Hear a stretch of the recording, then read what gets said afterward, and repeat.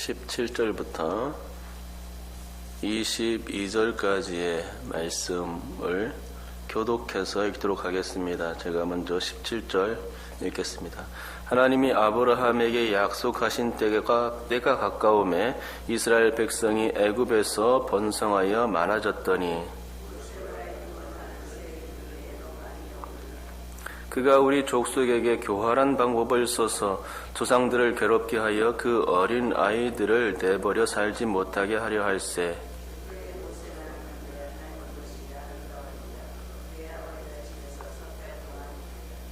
버려진 후에 바로의 딸이 그를 데려다가 자기 아들로 기르매 모세가 애굽 사람의 모든 지혜를 배워 그의 말과 하는 일들이 능하더라. 아멘. 스데반 설교에서 가장 많은 분량을 차지하는 것은 모세 이야기입니다. 모세 이야기는 17절부터 50절까지 이어집니다. 모세 이야기 구조를 잠깐 살펴보면 첫째로 본문 17절부터 22절까지는 모세가 태어난 배경과 애굽 공주의 아들이 되어서 40세가 되기까지의 일을 잠깐 다루고 있습니다. 둘째로 23절부터 29절까지는 40세 이후의 이야기인데 모세가 압제받는 동족을 생각하여 애굽 사람을 죽인 이후에 미디안 땅으로 도주하여 지냈던 40년을 또 짤막하게 이야기해주고 있습니다. 또 셋째로 30절부터 36절까지는 모세가 80세 때에 하나님의 부르심을 받아서 출애굽 사역을 감당했던 사건을 간략하게 기술해주고 있습니다. 넷째로 37절부터 43절까지는 시내산에서의 송아지 우상 숭배 사건을 소개하고 있죠.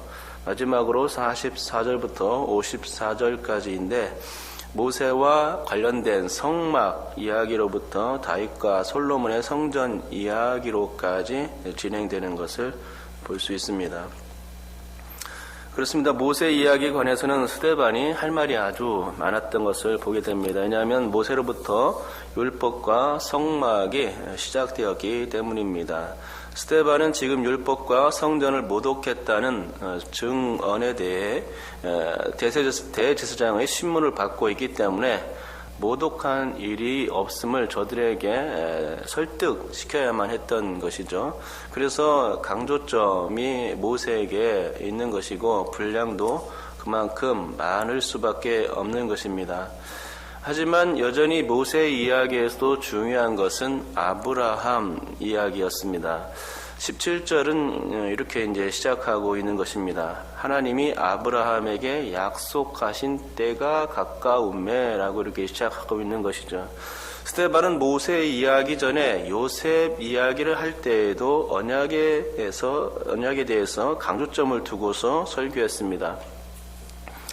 그런데 모세 이야기를 꺼내던 본 시점에서도 여전히 아브라함의 그 약속, 아브라함과의 약속, 하나님의 언약을 강조하고 있는 것입니다. 오늘 본문에서 때라는 말이 2번 나오는데 바로 그 언약 때문에 이 때라는 말을 쓰고 있습니다.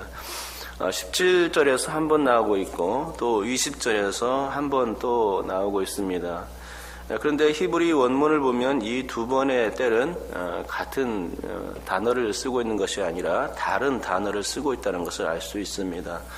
그 17절의 단어는 크로노스라는 단어이고 20절의 단어는 카이로스라는 단어입니다. 우리말로는 이 두 단어가 서로 비슷하게 들리지만 그 뜻은 전혀 다릅니다. 우선 크로노스는 17절에 쓰여진 크로노스는 그냥 흘러가는 자연적인 시간, 역사적인 시간, 의미를 둘 수 없는 그런 시간으로서 사용된 것이고 누구나 사용하는 객관적인 시간을 가리킬 때에 이 크로노스라는 단어를 쓰는데 17절이 그렇다는 것이죠. 하지만 카이로스는 주관적인 시간이고 절대적인 시간입니다. 그래서 시간에 어떤 의미를 부여할 때 이 단어를 사용합니다. 예를 들면 1년은 365일인데 365일 중에 자신의 생일이 몇 번 있습니까? 한 번 있죠. 그러면은 이 한 번의 시간을 카이로스라고 말할 수가 있는 것입니다.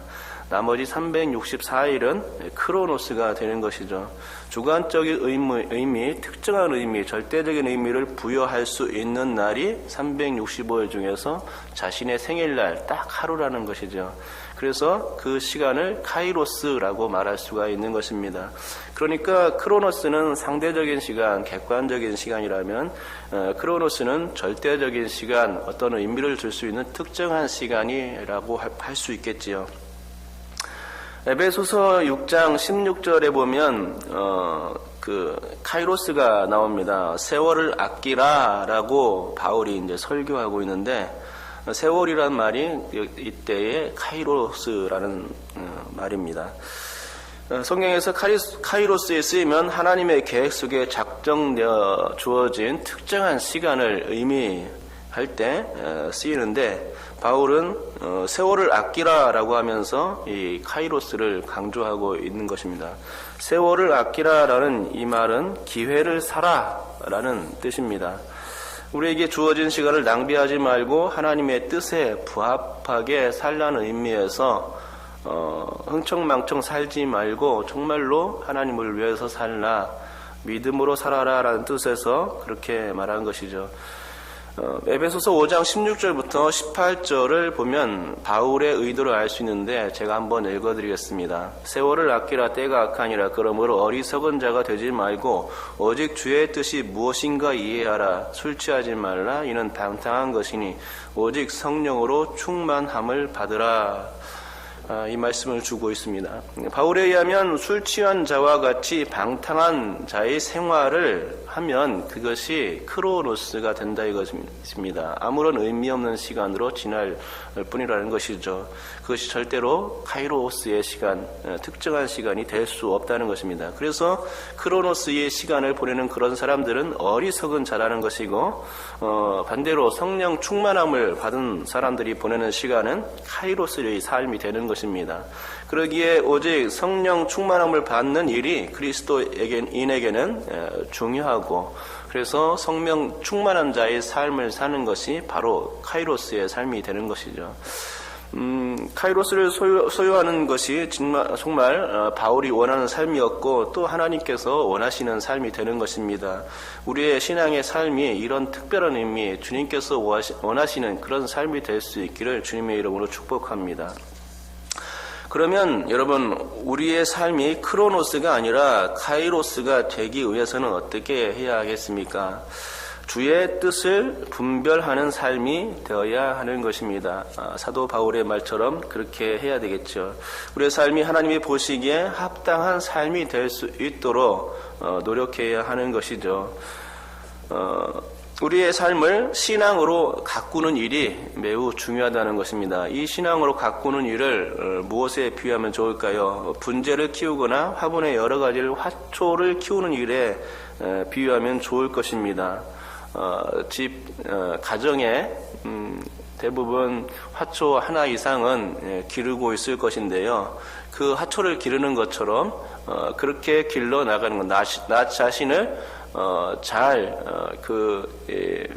가꾸어 나가는 것, 그것이 바로 카이로스의 삶입니다. 혹시 화분이나 분재를 일주일 혹은 한 달 동안, 아니 1년 동안 관리하지 않으면 어떻게 되겠습니까? 관리하지 않은 시간만큼 엉망이 되는 거죠. 그것이 크로노스가 된다는 의미로 말할 수 있겠습니다. 자칫 오래되어 방치하면 화초는 이제 죽어버릴 수도 있는 것이고, 분재 같은 경우는 사방으로 가지를 뻗어서 분재의 의미가, 가치가 많이 떨어지는 것을 볼 수 있게 되는 것입니다. 분재는 관리 여하에 따라서 아주 그 값이 천차만별이 되어지는 것인데, 관리를 하지 않으면은 그 값이 이렇게 추락한다는 것입니다. 그래서 우리가 이 분재나 화초를 키우고 관리하는 것처럼 우리 삶을 정말로 주님께서 원하시는 삶으로 가꾸어 나갈 때 우리 삶은 그만큼 가치가 있게 되어지는 것이죠. 하지만 그 반대의 경우는 우리가 엉망진창인 삶을 살 수밖에 없다는 것입니다. 하나님께서 우리의 삶을 볼 때 너무나 정말 걱정할 수밖에 없는 그런 삶이 되어버릴 수밖에 없죠. 모든 시간들 가운데 시간을 잘 관리하여서 카이로스를 만들어가는 그런 지혜가 우리에게 필요하다는 것입니다. 삶에 주어진 시간은 한정되어 있지만 사람들은 오히려 시간이 많다고 여기지 않습니까? 그래서 시간을 잘 관리하지 못하고 마구 사용합니다. 사실 크로노스는 크로노스라는 그런 시간은 그렇게 많지 않습니다. 인생이 길다고 생각하면은 착각입니다. 어느덧 10살이 되고 어느덧 20살이 되고 그러다가 시간을 막 쓰다 보면은 30살이 되고 40살이 되고 70살, 80살이 되어버리는 것입니다. 언제 시간이 지났냐 하는 그런 말이 그때 되어지는 것입니다. 크로노스는 그다지 많지 않습니다. 인생이 살면은 얼마만큼 살 수 있겠습니까? 100살? 그 이후로 사는 사람들은 아주 드물죠. 100년이라는 시간은 영원의 시간에 비하면 한 점에 불과한 것이죠. 이런 크로노스를 우리는 살아내고 있는 것이죠. 많지 않은 시간입니다. 인생은 덧없이 지나가는 것이고 지나간 시간은 되돌이킬 수 없는 것입니다. 그러기에 우리는 시간을 기회로 활용해야 할 것이고 그것이 기독교인들이 해야 할 카이로스의 일입니다. 카이로스는 특정한 시간이지만 우리는 우리에게 주어진 모든 시간을 특정화할 필요가 있고 그렇게 할 때에 우리는 하나님께 특별한 인생으로 쓰여질 수 있고 정말로 가치 있는 인생이 될 것입니다. 하나님께서 우리에게 주신 시간을 잘 관리하면 잘 관리할수록 우리는 복된 인생이 되어지는 줄 믿습니다. 여러분께서 그렇게 시간을 잘 관리할 수 있는 카이로스의 삶을 살 수 있기를 주님의 이름으로 축복합니다. 그렇습니다. 오늘 본문은 크로노스와 카이로스라는 이 두 단어를 모두 사용하고 있죠. 그런데 둘 다 약속에 관한 이야기를 사용하기 위해서 단어를 쓰고 있는 것을 알 수 있습니다. 17절의 때는 크로노스인데 역사적으로 물리적인 시간이 흘러감에 따라 아브라함의 약속하신 때가 주어지고 있음을 이제 알려주는 단어입니다. 또한 20절의 때는 역시 약속하신 하나님의 때, 곧 특정한 시간으로서의 카이로스인데 이는 역사적인 시간의 흐름 속에서 하나님이 작정하시고 계획하신 시간이 되었음을 표현해 주는 단어입니다. 모세가 태어난 날이 바로 하나님께서 계획하셨던 바로 그 카이로스의 시간이었음을 알려주고 있는 것입니다. 모세가 태어난 때는 요셉을 알지 못하는 애굽 왕이 다스릴 때였는데 당시 애굽 왕은 이스라엘 백성들이 번성하지 못하도록 폭정을 휘둘렀습니다. 이스라엘 백성들이 자기 나라 백성들보다 많아지자 두려웠던 것입니다. 하지만 이스라엘 백성이 이렇게 번성하게 된 것은 다 하나님의 뜻이었고 카이로스의 계획 속에서 작정된 일이었습니다. 그 중심에는 아브라함과 맺었던 땅과 후손에 관한 그런 언약이 있었고 하나님은 이 언약을 지키기 위해서 이스라엘 백성들을 번성케 하셨던 것입니다. 이것을 애굽의 바로가 알겠습니까? 모르지요. 그렇기 때문에 번성하자 자기네들이 그 위협을 느끼고 그래서 고된 노동을 시키고 이스라엘 백성들을 힘들게 했던 것을 보게 되는 것입니다. 그것도 모자라서 남자 아이를 죽이는 명령까지 내렸죠. 이스라엘 그 번성을 막기 위해서 그렇게 했던 것입니다. 그러나 하나님께서 그 애굽의 그 바로의 손에서 이스라엘을 건지시는 것을 볼 수 있습니다. 하지만 하나님은 그 모든 생각들을 다 읽으셨다는 것이죠. 그래서 애굽의 그 바로의 생각을 다 읽으시고 작정하신 대로 이스라엘 백성들을 백성들을 구출하셨는데 그것이 바로 출애굽 사건입니다. 바로 그때에 누가 태어났다고요? 바로 그때에 모세가 태어난 것입니다. 하나님은 이 모세가 태어난 때를 카이로스의 때라고 본 것입니다. 모세는 이스라엘 백성들을 출애굽시킨 지도자입니다. 하나님은 때가 되자 특별하고 걸출한 인물을 예비해 주셔서 당신의 그 백성들을 이끌어내셨던 것입니다. 본문 20절은 태어난 모세에 대하여 잠깐 언급하고 있는데 그가 하나님이 보시기에 아름다운지라 라고 말씀합니다. 꼭 창세기 1장에서 하나님이 천지를 창조하시면서 하신 말씀, 하나님이 보시기에 좋았더라 라는 이 말씀을 7번이나 주시는데 꼭 그 말씀을 하는 것처럼 들립니다. 그렇습니다. 모세는 하나님이 보시기에 참으로 아름다운 사람이었습니다. 왜 그렇습니까? 그가 하나님의 일, 곧 하나님의 언약을 이룰 사람이었기 때문입니다. 그런데 우리가 이 걸출한 사람, 하나님이 보시기에 아름다운 사람, 아름다운 그 모세를 보면서 생각해야 할 것은 바로 예수 그리스도입니다.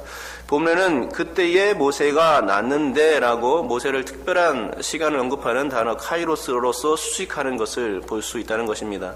카이로스는 아까 말씀드렸듯이 하나님의 구원의 계획의 특별한 날을 의미하는 단어입니다. 하지만 이 구원 계획은 어느 한 시대를 풍미했던 모세 같은 사람이 다 이룰 수 있는 것은 아니었습니다. 모세는 이스라엘을 출애굽시킨 위대한 인물이지만 그는 한 시대를 풍미했던 지도자, 바로 출애굽 당시의 이스라엘 백성들만을 구원시켰던 지도자에 지나지 않습니다. 모세를 통하여서 모든 인류가 구원을 받지는 못한다는 것이죠. 단지 모세의 역할은 그래서 예표 역할, 그리스도를 예표하는 역할에 지나지 않는 것입니다. 장차 오실 구세주, 다름 아닌 예수 그리스도인데, 그래서 여기에 쓰여진 때는 모세의 때를 말하는 것이기도 하지만 모세가 예표이기 때문에 그리스도를 나타내기 위해서 이 때를 사용하는 것입니다. 그래서 최종점인 구원의 그 언약의 때는 언제냐? 모세의 때가 아니고 예수 그리스도의 때라는 것입니다. 우리가 의미를 둘 수 있는 시간, 모든 인류가 때에 의미를 둘 수 있는 시간이 언제냐? 예수 그리스도의 때라는 것이죠. 하나님은 인류 역사에 있어서 특정한 시간, 구원의 때인 카이로스를 심어 놓음으로써 구세주가 오실 것을 끊임없이 암시해 주셨습니다. 모세의 때에도 하나님은 당신의 구원 계획의 일부이기 때문에 하나님의 뜻을 이룰 모세가 태어나자 카이로스의 때임을 성경을 통해서 선포케 하신 것입니다. 하지만 모세보다 우월하신 분, 일시적이 아닌 영원한 구원자가 계시니 그분이 누구십니까? 바로 예수 그리스도였습니다. 예수 그리스도께서 성육신하신 날은 모든 인류에게 있어서 카이로스의 날이었던 것입니다. 그 날은 구원의 날로서 기쁨이 충만한 날이 아닐 수가 없습니다. 이제 12월 25일 성탄절이 가까우는데 바로 예수님께서 오신 날이 카이로스의 날, 우리를 위한 날, 구원의 날인 것입니다. 절대적인 의미를 그 시간에 우리가 부여할 수 있는 것이죠. 왜냐하면 내가 구원받은 날이 될 수 있기 때문입니다. 복음서에 보면 때에 대해서 많이 나오고 있고 특히나 요한복음의 경우에는 때가 자주 언급되고 있는데 그것은 다 구원의 때를 말하는 것이고 곧 예수 그리스도를 부각시키기 위해서 때를 강조하고 있는 그 수식으로 사용하고 있는 것입니다. 그러니까 언약의 최종 정착지가 예수 그리스도임을 성경은 계속해서 강조해 왔던 것을 볼 수 있습니다. 하지만 미련한 종교 지도자들은 모세만을 위대하게 보았고 율법과 성전만을 최고의 가치로 여길 뿐이었습니다. 구속의 주 예수 그리스도를 때로 보지 않았던 것입니다. 우리는 사실 스테판처럼 예수님이 때라는 사실, 구원자라는 사실, 구세주, 메시아, 그리스도라는 사실을 알고 있지만 그들은 그렇지 못했죠.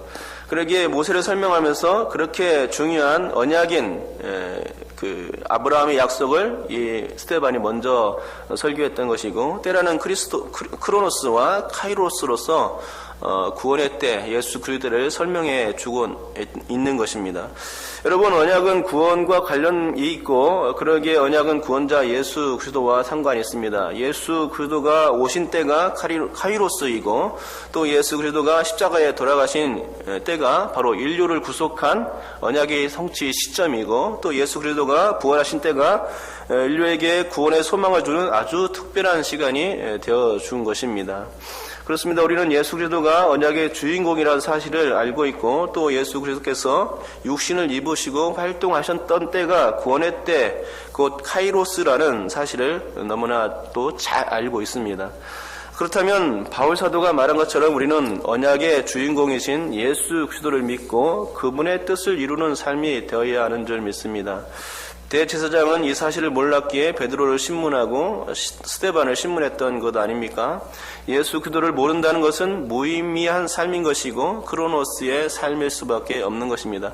하지만 우리는 예수님을 알지 않습니까? 그렇기에 더욱 카이로스의 주인공이신 예수 그리스도를 알아가고 구원의 언약이 나와 함께한다는 사실을 그것을 믿는 신앙 위에 우뚝 서야 하는 줄 믿습니다.